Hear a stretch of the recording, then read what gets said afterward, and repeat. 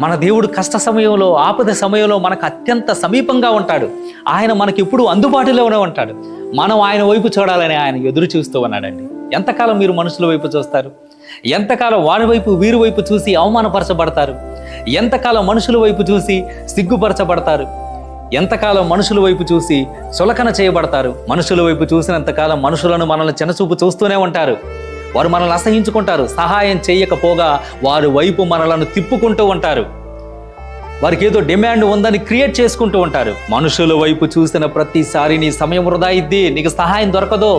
దేవుని వైపు చూస్తే నీకు సహాయం దొరికిద్ది. మనుషుడెవడో నీ బాధను అర్థం చేసుకోడు, నీ కష్టాన్ని అర్థం చేసుకోడు, నీకు సహాయం చేయడానికి ముందుకు రాడు. దేవుడు మాత్రమే నీ బాధను అర్థం చేసుకోగలడు.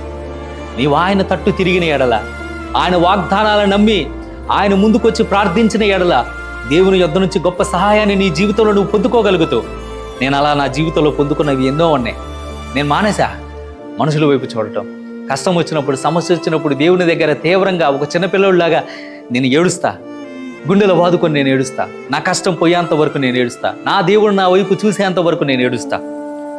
ఆయన కనికరించేంత వరకు నా మొరలు ఆయన సన్నిధిలో ఆగవు. అయ్యా నా కష్టం ఇది, అయ్యా నా బాధ ఇది, నాకు సహాయం చేయి, నాకు ఈ అవసరత ఉంది అని అంటే నీ ప్రభు నీకు సహాయం చేయడానికి ఎప్పుడు కూడా నీకు అందుబాటులోనే ఉంటాడు.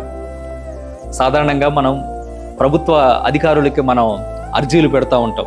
మన అవసరాలు వారికి తెలియజేస్తూ ఉంటాం, వారికి లెటర్లు రాస్తూ ఉంటాం. మనలాగా ఎంతోమంది వ్యక్తులు ప్రభుత్వ అధికారులకి లెటర్స్, అర్జీలు రాస్తూ ఉంటారు. వారు రాసిన అర్జీలన్నీ కూడా ప్రభుత్వ అధికారుల దృష్టికి కూడా వెళ్ళవండి. మధ్యలోనే వాటిని చింపి చెత్తకుండీలో పడేస్తారు. కనీసం వాటిని చదవకుండా కూడా పడవేసే వ్యక్తులు ఎంతోమంది ఉన్నారు. అదే నీ పరలోకపు తండ్రికి నువ్వు ఒక అర్జీని అందించగలిగితే, నువ్వు ఒక లెటర్ని పంపించగలిగితే, నువ్వు ఒక ప్రార్థన విన్నపాన్ని ఆయనకు తెలియజేయగలిగితే అది నేరుగా ఆయన సింహాసనం యొద్దకు చేరుతుంది. అది నేరుగా ఆయన యొద్దకు చేరుతుంది. ఖచ్చితంగా ఆయన చూస్తాడు, నీ ప్రార్థన ఆలకిస్తాడు, నీకు సహాయం చేయటానికే ఆయన ముందుకు వస్తాడు.